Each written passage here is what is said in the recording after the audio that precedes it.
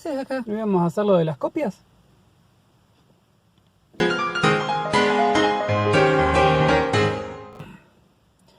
Muy bien, continuamos con la materia y vamos a seguir hablando de lo que es interacción humano-computadora. Hemos terminado con la parte del ser humano y ahora es momento de empezar con lo que es ingeniería de software. Y para eso tenemos que volver al principio. ¿Qué fue lo que motivó todo esto? Si ustedes recuerdan, en los primeros videos hablábamos que nuestro objetivo es lograr esta interfaz tan intuitiva, tan fácil de usar, que las personas no piensan en la interfaz. Y ahí es donde decimos que la interfaz es invisible.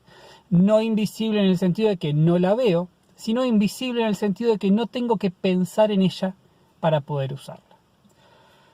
Cada vez que nosotros estamos usando una aplicación, un sistema, un programa, lo que sea, lo usamos con una meta, con un objetivo. También lo decíamos al principio. Quiero escribir una carta, quiero ver el pronóstico del tiempo. Estos son mis objetivos, esas son mis metas, ¿sí? Y las aplicaciones a mí me permiten o deberían permitirme cumplir esas metas. Entonces, mientras yo estoy usando una aplicación para cumplir mi meta, yo estoy usando y en algún momento paro porque no sé cómo hacer algo.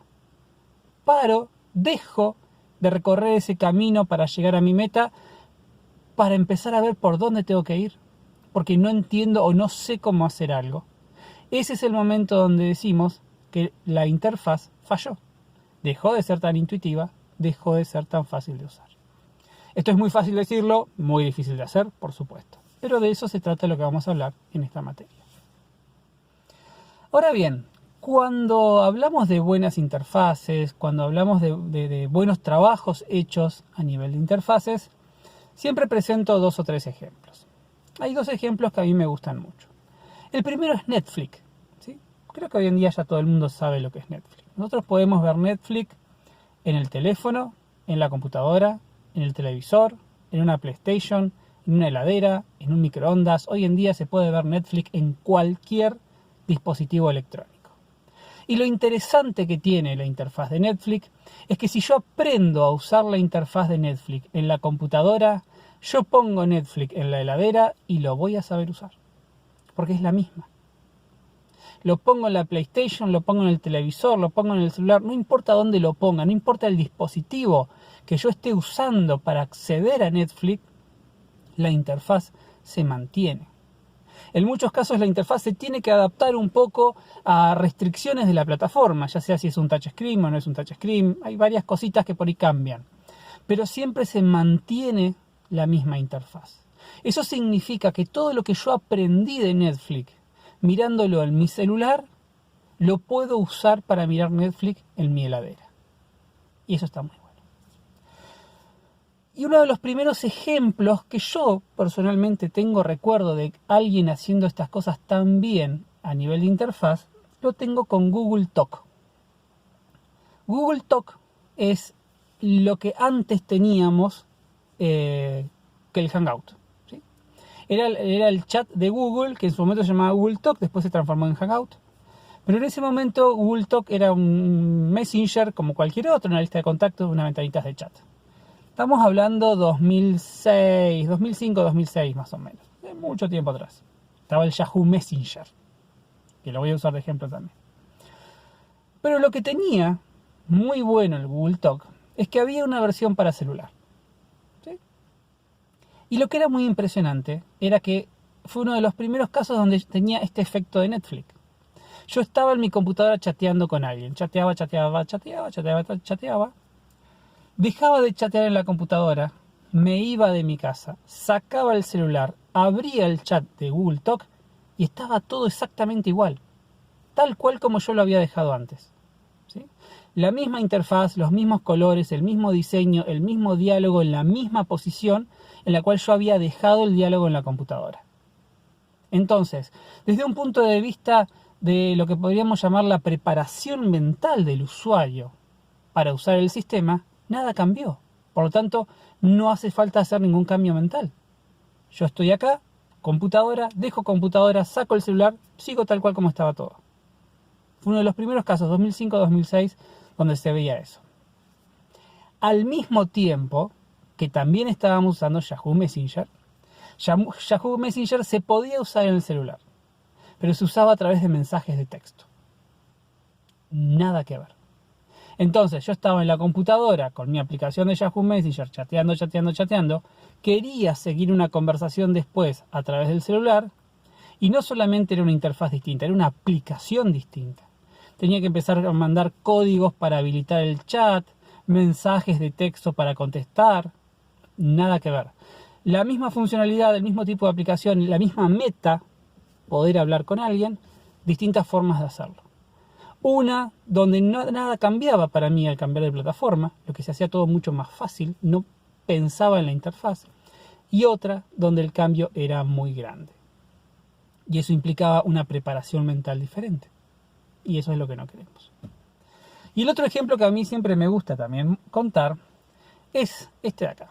Acá lo que tenemos es Word, Excel y PowerPoint del Office de Microsoft.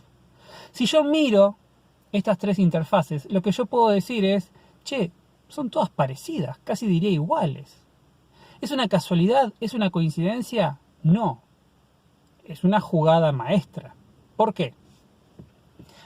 Word, Excel y PowerPoint, tres aplicaciones para hacer cosas totalmente distintas. Sin embargo, al intentar mantener la misma interfaz o la interfaz lo más parecida posible, toda la experiencia, todo el conocimiento que yo genero usando el Word, cuando me voy al Excel, todo eso me sirve. Cuando me voy al PowerPoint, todo eso me sirve. Es mucho más fácil atraer a alguien que está en Word a que se pase al Excel cuando yo le digo, todo eso que vos aprendiste a hacer en el Word, quédate tranquilo que acá te va a servir.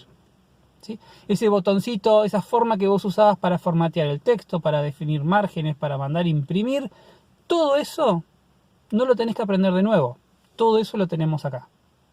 Eso tiene que ver con esta interfaz invisible. Y eso es lo que vamos a empezar a hablar en los próximos videos, empezando en este. ¿Sí? A esta interfaz invisible, a esta interfaz que es tan intuitiva y tan fácil de usar que no le prestamos atención, vamos a llamarla una interfaz con mucha usabilidad.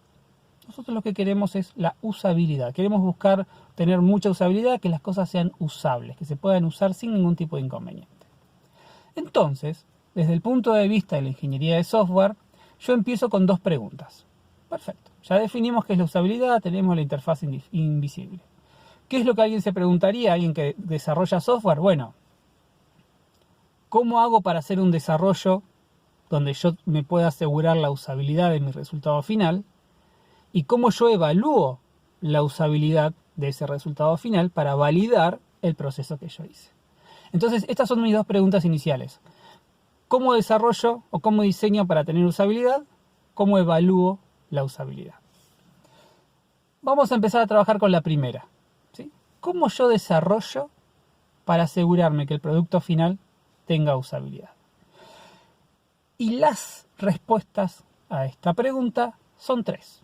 ¿Sí? Tengo tres formas de hacerlo, no son excluyentes. La mayoría de las veces vamos a combinar las tres.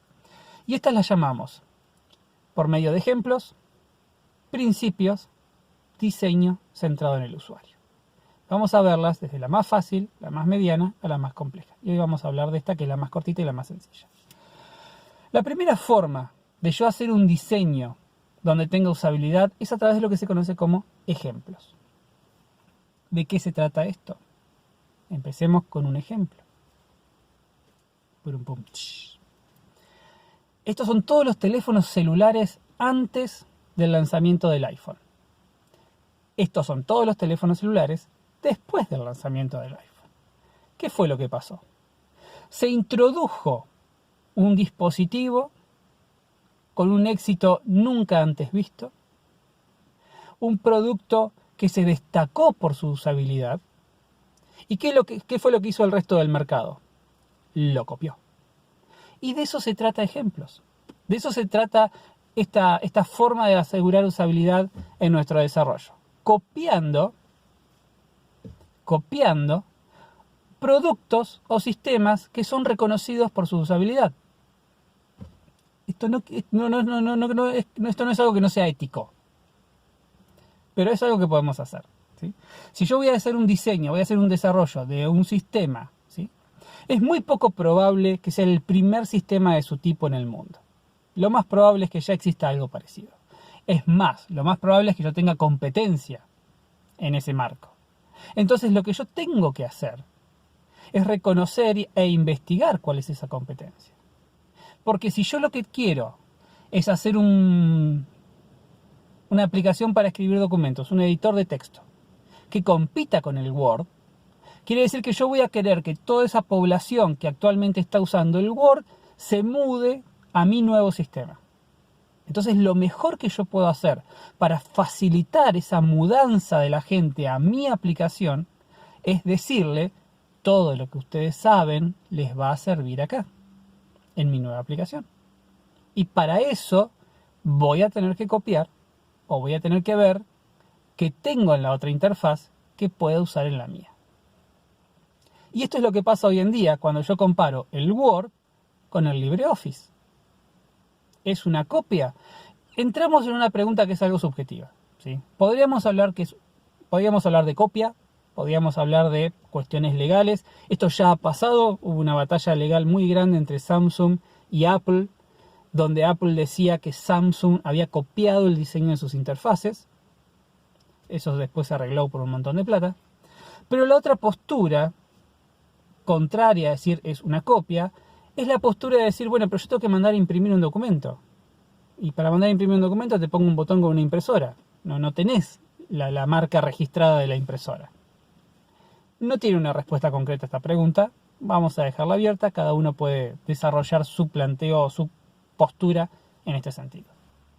Pero ejemplos es la primera forma en la cual nosotros podemos empezar a tener usabilidad en nuestro desarrollo.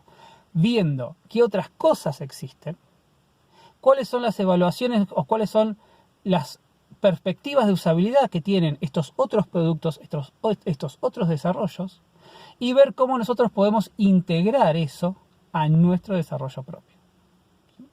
Y esto es algo que siempre deberíamos hacer, ¿sí? Reconocer qué es lo que ya existe. Y esto es algo que ustedes van a tener que hacer en la materia como primera actividad del proyecto.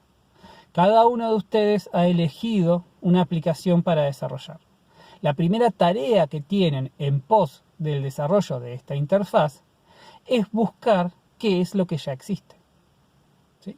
Después, en las páginas de Moodle les voy a dejar más detalle sobre esta actividad. Así que recuerden, cuando yo pregunto cómo desarrollo yo para tener usabilidad, tengo 3 posibles respuestas. No son excluyentes, puedo trabajar con las 3 al mismo tiempo. Ejemplos, principios, diseño centrado en el usuario. Hoy hablamos de ejemplos, que es copiar, ¿sí? Buscar qué otras cosas existen parecidas a lo mío y copiar las cosas que me sean útiles copiar, ¿sí? No necesariamente nos vamos a mantener con aplicaciones que hagan exactamente lo mismo, ¿sí? Puedo buscar otras cosas y acá es donde vamos a ver, lo vamos a ver más en diseño centrado en el usuario, lo importante que es conocer a nuestro usuario. Lo importante que es definir el perfil de nuestro usuario. Porque si yo voy a hacer una aplicación, un carrito de compras, ¿sí? O un sistema de turnos, algo más específico, un sistema de turnos para un laboratorio químico. Pongamos eso, un sistema de turnos para laboratorio químico, que apunta, ¿sí?, a un usuario que, estadísticamente hablando, preguntando en el laboratorio, el 80% de sus clientes son mayores de 50 años. Bien, entre 50 y 80 años. Perfecto.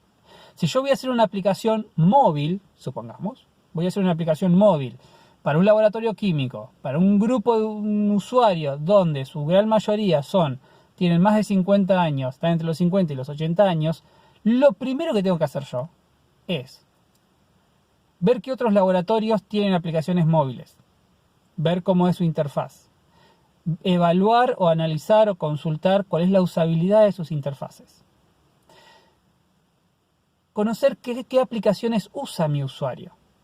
Porque si mi usuario mayor de 50 en su vida usó Instagram y en su vida usó Twitter, pero todos son fanáticos de Facebook, quiere decir que todos esos usuarios saben usar Facebook en el celular. Y si saben usar Facebook en el celular, quiere decir que saben lo que significa una manito para arriba, una manito para abajo, un signo más. entonces ahí tengo un montón de conocimiento, un montón de cositas cargadas en la memoria del usuario, que si yo las uso, puedo aprovechar todo ese conocimiento que tiene el usuario. En vez de estar inventando algo nuevo, que lo voy a tener que explicar y voy a tener que esperar que el usuario lo recuerde, puedo ir a lo que el usuario ya tiene en la memoria. Pero para eso necesito conocer el usuario. Y el 90% de nuestro trabajo va a girar en torno a conocer el usuario. ¿Sí? Bien. Y como tarea, tienen que buscar qué cosas ya existen iguales a lo que ustedes quieren hacer. ¿Sí? Más detalle de esto va a estar en la página de Moodle. Eso es todo por hoy. Próximamente un nuevo video donde vamos a empezar a hablar de la parte de principios para asegurar usabilidad en el desarrollo de software. Espero que estén bien y nos vemos muy pronto.